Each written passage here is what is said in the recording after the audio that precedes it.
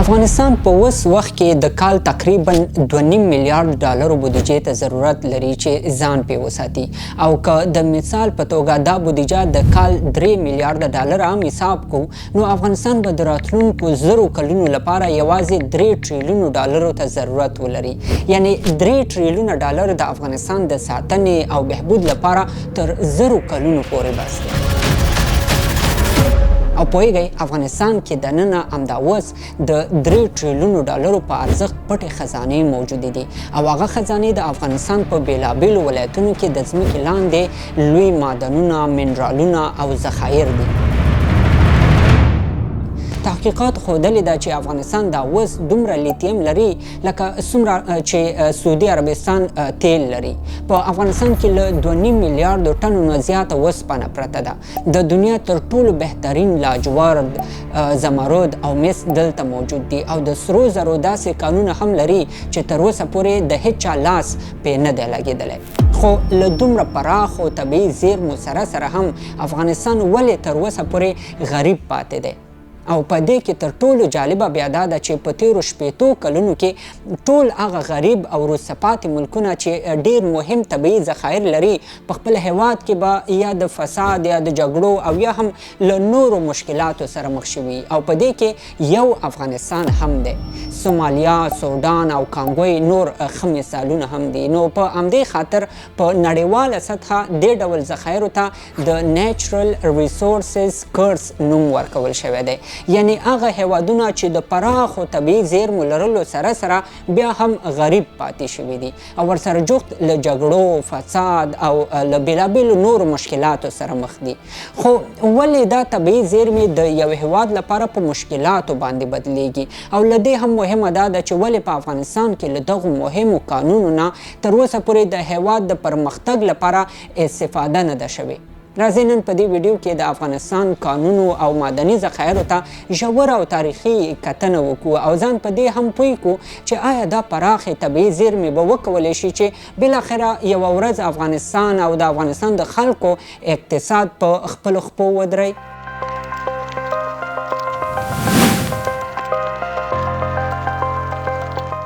دا اوس په افغانستان کې 1400 بېلابېل ډوله معدنونه او منرالونه پیژندل شوي دي. مثلا اوسپنه، سره زر، مس، نفت، طبیعي ګاز، د ډبرو سکاره، المونیم، سیماب، لیتیم، سلفر، فلورید، شوکاڼې، لال، زمرد، یاقوت، لاجورد او په دې شکل سلګونه نور قیمتي ډبرې او منرالونه هم د ځمکې لاندې موجود دي. او دا هغه څه دي چې افغانستان ته په ټوله دنیا کې یو خاص ارزښت هم ورکړی دی ځکه چې په اوس وخت کې دنیا د ټکنالوژۍ یوې اوچتې مرحلې او پرمختګ ته رسېدلې ده او د دې پرمختګ د لا دوام لپاره د ځمکې لاندې د همدغه ډول نورو فلزاتو، اوسپنې، تیلو او نورو مهمو طبیعي منابعو ته ضرورت دی او هر چا چې د دنیا په ډیرو طبیعي منابعو باندې کنټرول ترلاسه کړ هماغه هیواد به د پرمختګ په برخه کې تر ټولو مخکې. مثلا همدا اوس لیتیم او مس په دنیا کې تر ټولو مهم فلزات حسابیږي او د ټکنالوژۍ د پرمختګ لپاره د ملا د تیر حیثیت لري. که مس او لیتیم نه نو ټکنالوژي هم پرمختګ نشي کولی. کمپیوټرونه، موبایلونه، انټرنیټ، چارجي موټرونه، ډرون الوتکې او د ډیرو نورو پرمختللو ټکنالوژیو جوړېدل د مسو او لیتیمونه بغیر ناممکن دي. په همدې خاطر اټکل شوی چې تر 2030 کاله پورې به ډیر وسایل د تیلو په ځای مسو او لیتیمو ته ضرورت ولري او دا ځکه چې د مسو استعمال د لمریزې برېښنا په جوړېدو کې او د لیتیم استعمال د برېښنا یا چارج په ساتلو کې مهم رول لري او کولی شي چې د بیټریو په وسیله دا انرژي تر ډیره وخته پورې له ځان سره وساتي. او پوهیږئ د افغانستان په طبیعي زیرمو کې دا اوس له 80 میلیونو ټنو نه زیات مس موجود دي چې که راوایستل شي نو تر لسګونو کلونو پورې به افغانستان ته استفاده وکولی شي. یوازې د لوګر مس عینک کان تر 12 میلیونو میټریک ټنو پورې مس لري. د سرپل په بلخاب ولسوالۍ کې د مسو لوی کانونه موجود دي. د هرات په بېلابېلو ولسوالیو کې د مسو ذخیرې پرتې دي. په غزني، غور، بادغیس، بغلان، فراه، کندهار، زابل او فاریاب ولایتونو کې هم بېلابېل کانونه پیدا شوي دي چې د میلیاردونو ډالرو ارزښت لري. همدارنګه اټکل شوی چې شاید افغانستان یوازینی هغه هیواد دی چې د ټولې دنیا په کچه زیات لیتیم ولري. لیتیم ته په دنیا کې سپین پټرول یا سپینه طلا هم ویل کیږي او دا ځکه چې لیتیم په ټولو هغو عصري وسایلو کې کارول کیږي کوم چې په چارج یا برق باندې چلیږي. مثلا د ډرون الوتکې او چارجي موټرې له لیتیمو نه بغیر نشي جوړېدلی. په اوس وخت کې د ټکنالوژۍ د پرمختګ یوه مهمه برخه دا ده چې په راتلونکي کې برقي شیان بغیر له مزي او تیلو نه کار وکولی شي او لیتیم یوازینی هغه څه دي چې دا ستونزه ورسره حلیدی شي. په همدې خاطر د امریکا د ځمکپېژندنې ادارې افغانستان په دنیا کې د لیتیمو سعودي عربستان یاد کړی دی. یعنی که سعودي عربستان د تیلو له پلوه ډېر غني ملک دی نو افغانستان بیا د لیتیمو له پلوه تر ټولو غني ملک حسابیږي. لیتیم د افغانستان په هلمند، نورستان او غزني په ګډون په نور ولایتونو کې هم موجود دي چې ارزښت یې تقریبا تر $1 ټریلیون پورې رسیږي. له دې سره جوخت په اوسني عصر کې چې د ټکنالوژۍ د پرمختګ لپاره زیات څه مهم دي هغه اوسپنه ده او دا د ماډرنې نړۍ بنسټیزه آله هم حسابیږي. مثلا لوی ماشینونه چې د لویو کارونو لپاره کارول کیږي د اوسپنې نه جوړیږي. موټرې، طیارې، کشتۍ او نور مهم آلات له همدې اوسپنې نه جوړیږي. حتی د چین، استرالیا، برازیل او نور ملکونو د اقتصاد ډیره برخه په همدې اوسپنې باندې ولاړه ده. نو له دې ښکاري چې اوسپنه هم د دنیا د پرمختګ یوه ارزښتناکه وسیله ده. او جالبه بیا دا ده چې افغانستان د دنیا په 10 هغو هیوادونو کې دی چې تر ټولو زیاته اوسپنه لري. د بیلابیلو څېړنو په اساس افغانستان دا وخت تقریبا 2.2 میلیارده ټنه اوسپنه لري چې په دې کې یوازې د بامیانو د اجیګک په کان کې تقریبا له 1.5 میلیارده ټنو نه زیاته اوسپنه موجوده ده. الجزیرې په یو راپور کې ویلي و چې افغانستان دومره اوسپنه لري که راوویستل شي نو د آیفل ټاور په شان لږ تر لږه 2 لکه ودانۍ جوړېدلی شي. یوازې دا نه بلکې له دې سره جوخت په بدخشان کې د دنیا تر ټولو با ارزښتترینه لاجورد هم پیدا کیږي. همدارنګه د زمرد او الماسو غوندې نور سلګونه قیمتي کاڼي هم په افغانستان کې موجود دي. خو پوښتنه دا ده چې ولې له دغو پراخو معدني ذخایرو نه تر اوسه پورې داسې استفاده نه ده شوې چې افغانستان پرې په خپلو پښو باندې ودرېږي. اصلا د ځمکې لاندې د معدني ذخایرو راویستل بنسټیزو پروژو، ریل لارو، سړکونو او نورو ماشینونو ته ضرورت لري او د افغانستان اکثره زیرمې په داسې ځایونو کې پرتې دي چیرته چې د ریل لارې خو لا پرېږده خام سړکونه هم پکې نشته او که لارې ورته جوړیږي هم نو ډېر زیات مصرف او وخت هم غواړي. په اصل کې غازي امان الله خان د 1919 کال نه وروسته کوشش وکړ چې د ریل پټلۍ، سړکونه او نورې بنسټیزې پروژې په افغانستان کې عملي کړي تر څو قرار له دغو ذخایرو نه ګټه واخیستل شي او د خلکو ژوند پرې را جوړ کړی شي. خو د هغه په مقابل کې د خلکو راپاڅېدل او د نظام پاشل کېدل د دې لامل شول چې په 1929 کال کې دا کوششونه په ټپه باندې ودرېږي. له 1950 کال نه وروسته ظاهرشاه او ورسره صدراعظم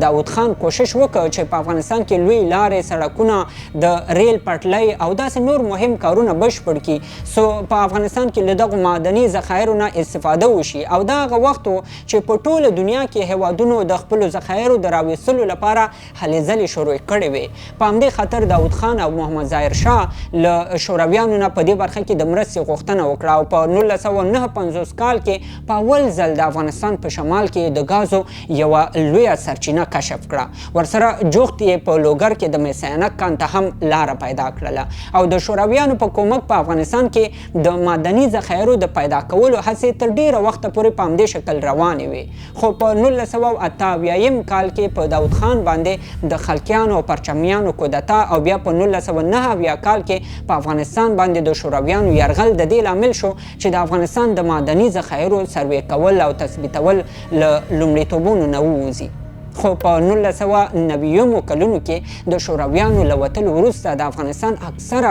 کانونه زورواکانو، جهادي قمندانانو او رهبرانو په خپل کنټرول کې واخیستل. د دغو کانونو غیر قانوني استخراج او نورو هیوادونو ته غیر قانوني قاچاق هم په همدې وخت کې شروع شو او له همدې لارې چې کومې پیسې راتللې په هغو پیسو به زورواکانو، قمندانانو او قومي مشرانو د ځان لپاره وسلوال تیارول چې بالاخره ځینې پکې میلیونران هم شول او ځینو همدې لارې په افغانستان کې لوی مقامونه هم ترلاسه کړل. مثلا د ګارډین ورځپاڼې په دې راپور کې لیکل شوي چې ډیر هغه زورواکان چې د شوروي سره د جګړې په وخت کې مشهور شول په 1980 کلونو کې کوشش کاوه چې په هغو ساحو کې امنیت خراب کړي چیرته چې پراخ معدنونه موجود وو او د امنیت همدې خرابېدو دغو زورواکانو ته زمینه برابره کړله چې هلته په معدنونو باندې کنټرول ترلاسه کړي او بیا په غیر قانوني ډول استخراج او قاچاق کړي. همدارنګه د جی پی اف ادارې په دې راپور کې ویل شوي چې احمد شاه مسعود هم له شوروي سره د جګړې په وخت کې د کال تر 80 میلیونو ډالرو پورې د افغانستان له بېلابېلو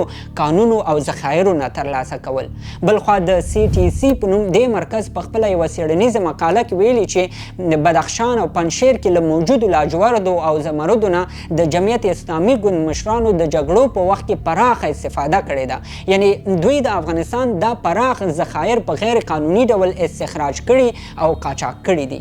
همدارنګه په ختیځو ولایتونو کې بیا نورو مخورو او قومندانانو او زورواکانو د افغانستان مهم کانونه او معدنونه په خپل کنټرول کې اخیستي او په غیر قانوني ډول یې ګاونډیو هیوادونو ته قاچاق کول. خو د افغانستان د معدنونو اصلي مافیا له 2001 کال نه وروسته را پیدا کیږي. هغه وخت چې د افغانستان 80% کانونه د زورواکانو، جهادي قومندانانو، وسلوالو او د یوې لوی مافیا په لاس کې وو او په دې مافیا کې د جمهوریت د وخت ډیر لوړ رتبه مسؤلین، والیان، وکیلان او حتی وزیران هم شریک وو. د دې تحقیقي مقالې په خلاصه کې دا ویل شوي چې هغه وخت د معدنونو له لارې د حکومت نه زیاتې پیسې مافیایي ډلو پیدا کولې. د ګلوبل انیشیټیو په نوم دې نړیوالې ادارې په یو تحقیق کې موندلې ده چې په 2014 کال کې یوازې د بدخشان ولایت له کانونو نه سیمه ییزو زورواکانو، وسلوالو او په ځانګړي ډول طالبانو تر 20 میلیونو ډالرو پورې ترلاسه کړي دي. بی بی سی بیا په یو راپور کې ویلي چې د جمهوریت په وخت کې یوازې طالبانو په کال کې 10 میلیونه ډالر د افغانستان له بېلابېلو معدني زیرمو نه د غیر قانوني استخراج او قاچاق په وسیله پیدا کول. د جمهوریت په دوره کې لسګونه داسې مستند راپورونه خپاره شوي چې پکې ډیر مخور کسان د افغانستان د کانونو په غیر قانوني استخراج او قاچاق کې په لاس لرلو باندې تورن شوي دي. حتی تر 20 کلونو پورې همدې مخورو کسانو د خوست، پکتیا،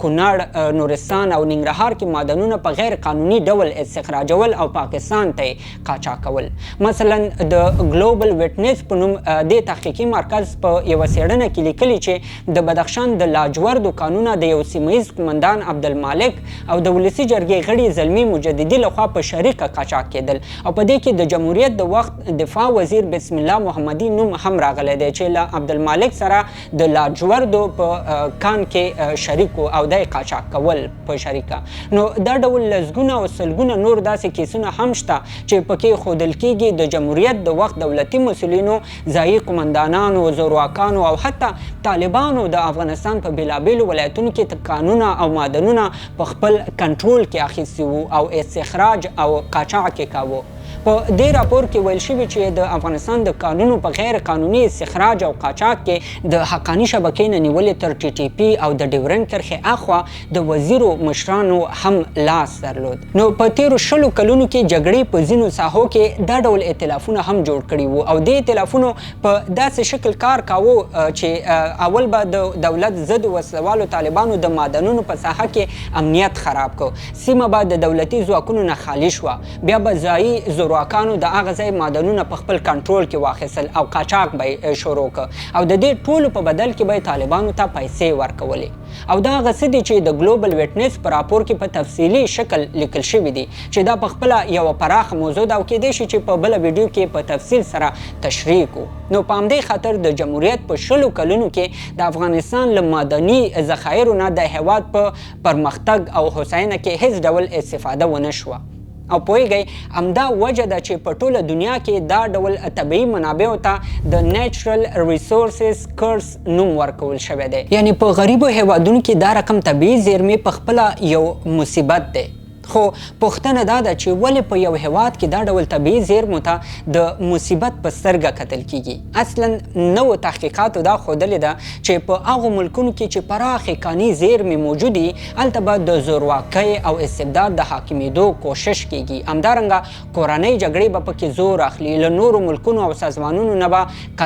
قرضداري، بنسټیز ارګانونه او لوی تجارتونه به پکې نه رامنځته کیږي. دولت او ادارې به یې ضعیفه وي او تر ټولو مهم دا چې ټولنیزې ستونزې به د نورو ملکونو په نسبت زیاتې. مثلا په دې تحقیق کې موندل شوې ده چې په تېرو 10 کلونو کې ډېر هغه ملکونه زورواکۍ یا استبداد ته اوښتي دي چې ډېرې طبیعي زیرمې لري، او دا ځکه چې هلته دولتي مسؤلین فکر کوي چې د خپل دولت ټول مصارف په مستقیم ډول له معدنونو نه پوره کیدی شي، او په دې برخه کې به د خلکو مالیاتو ته هیڅ ډول ضرورت ونه لري. او کله چې د دولت مسؤلین دا ډول فکر وکړي نو هلته خود به خود نظامونه په استبداد باندې بدلیږي. د همدې تیورۍ په اساس په ځینو حالاتو کې نظامونه او ادارات هم ضعیفه کیږي. همدارنګه معلوماتو ښودلې ده هغه ملکونه چې ډیر تیل لري له 1990 کال راهیسې په خپل هیواد کې 2 چنده له احتمالي کورنۍ جګړې سره مخ شوي دي د هغو ملکونو په نسبت چې هیڅ تیل نه لري. مثلا کانګو، نایجیریا، عراق، لیبیا او انګولا هیوادونه چې ډیر تیل لري په خپل هیواد کې د کورنۍ جګړې سره مخ شوي دي،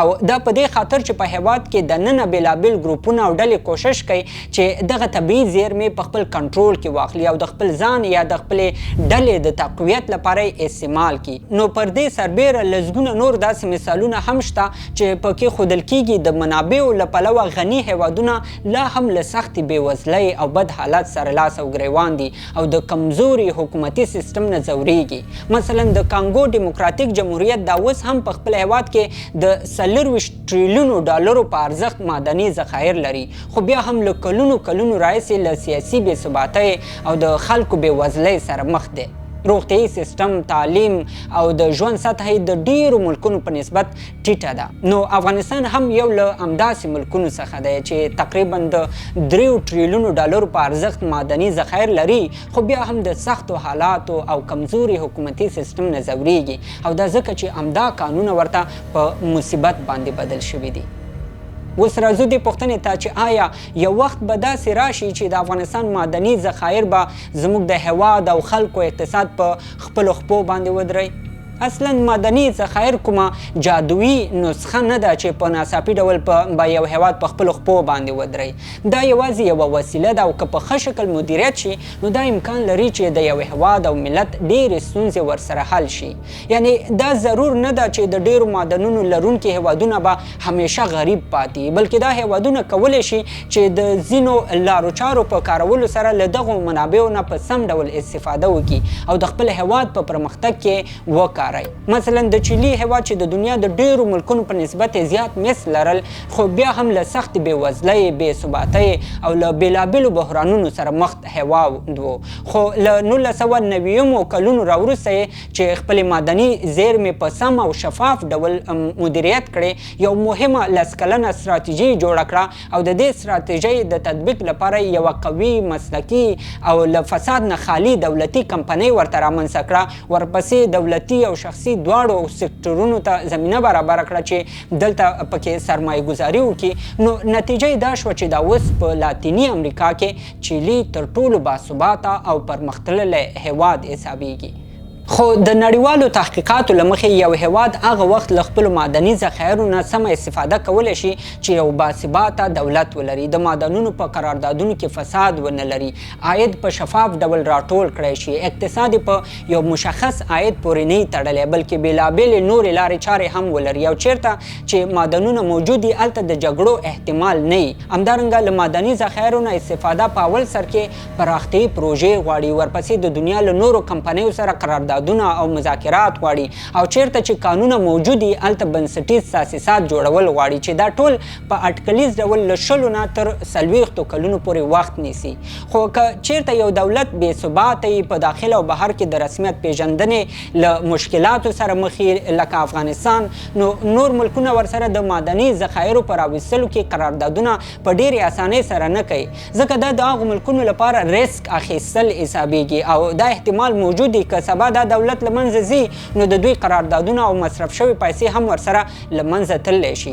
خو په اوس وخت کې د طالبانو حکومت په افغانستان کې هلې ځلې شروع کړي دي چې له دغو معدني ذخایرو نه په سم ډول استفاده وکړي او په همدې خاطر یې له 2015 کال نه تر 2013 کاله پورې یوه ملي پراختیایي ستراتیژي جوړه کړې ده. که څه هم UNDP په یو راپور کې ویلي چې د دې ستراتیژۍ عملي کېدل له خنډونو سره مخ شوي دي او لامل یې په طالبانو باندې نړیوال محدودیتونه او بندیزونه یاد کړي دي، خو بیا هم طالبانو ویلي چې اوس مهال د افغانستان له 200 نه په ډېرو معدنونو باندې کار روان دی. چین او هندوستان هغه ملکونه دي چې دا اوس هم په افغانستان کې معدنیاتو ته د یوې خزانې په سترګه ګوري. چین کوشش کوي چې د افغانستان لیتیم او مس په خپل کنټرول کې وساتي تر څو بل هیواد یې ترلاسه نه کړي او د ټکنالوژۍ په برخه کې ترې مخ ته نه شي. همدارنګه هندوستان بیا د افغانستان په ډېرو معدني ذخایرو باندې غور کړی دی او کوشش کوي چې د لیتیم مس او اوسپنې په ګډون سره زر هم له افغانستان نه ترلاسه کړي. او په 2015 کال کې طالبانو په رسمي ډول هندوستان ته بلنه هم ورکړه